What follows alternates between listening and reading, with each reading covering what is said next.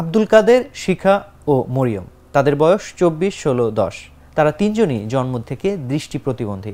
আব্দুল কাদের ও মরিয়মের মানসিক সমস্যা না থাকলেও শিখা মানসিক ভারসাম্যহীন।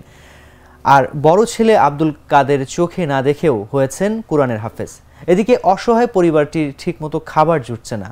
বলছিলাম চাঁপাইনবাবগঞ্জ পৌরসভার নামশঙ্করবাটি এলাকার মাইটলা গ্রামের শরীফুল ইসলাম ও কোহিরন বেগম দম্পতির সন্তানদের কথা। খোঁজ নিয়ে জানা গেছে সংসারের একমাত্র উপার্জনকারী শরীফুলও নানান রোগে আক্রান্ত হয়ে মানসিক সমস্যায় ভুগছেন। এখন প্রতিবন্ধী 3 সন্তানকে নিয়ে মানবেতর জীবনযাপন পার করছেন মা কোহিরন বেগম। তাদের ভবিষ্যৎ নিয়ে দুশ্চিন্তায় রয়েছেন তিনি। ছোট মেয়ে মরিয়মের চিকিৎসার ব্যবস্থা করতে সরকার ও বিত্তবানদের সহায়তা চেয়েছেন কোহিরন বেগম।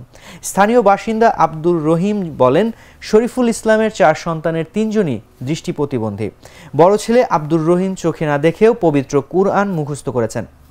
এরা অনেক দুস্থ, অসহায়, তাদের দেখার কেউ নেই। মানবেতর জীবন পার করছেন তারা।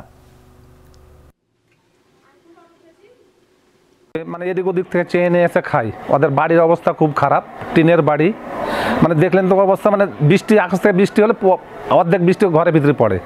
তো জন্মে থেকে ধরুন এক এক করে 3টে ধরুন 3বারে ধরুন যে অন্ধ ছেলে মেয়ে হইলো, কিন্তু একটা হলো মরিয়ম, একটা শিখা, একটা আব্দুল কাদের। তো এখন কীভাবে কষ্ট করে এখন মানুষ করবো, কীভাবে খাওয়া পড়াবো, কীভাবে লেখাপড়া করাবো, ধরুন যেগুলো বহুত ধরুন টেনশন। কিন্তু বড় ছেলেটাকে হাফেজ করেছি, তো ধরুন আমরা মানুষের কাছে নিয়ে দিয়ে ধরুন কি চলাফেরা করে হাফেজ করেছি। 30 পারার হাফেজ আল্লাহ করালছে করেছি। দিয়ে মেয়ে দুটাকে ধরুন পারি না। বড় মেয়েটা একটু মাথা পাগলি, তো ওকে পড়াইতে পারিনি। ছোটো মেয়েটাকে লেখাপড়া করাবো, করিনি। তো মাদ্রাসা যাইছেন, পড়িতে টড়িতে যাইছে, দিয়ে বেঠাচ্ছি।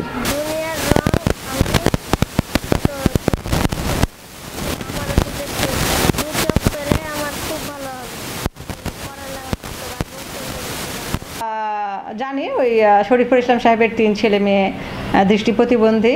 তার মধ্যে বড়জন কোরআনে হাফেজ, ওনার প্রতিবন্ধী কার্ড এবং ভাতার ব্যবস্থা করা হয়েছে। আর একজন, তার বোনেরও প্রতিবন্ধী ভাতা এবং কার্ডের ব্যবস্থা করা হয়েছে। আর একজন ছোটজন বাকি আছে, হ্যাঁ, তারও ভাতার কার্ড করে ভাতার ব্যবস্থা করে দেওয়া হবে এবং তাদের প্রতি আমাদের সহযোগিতা।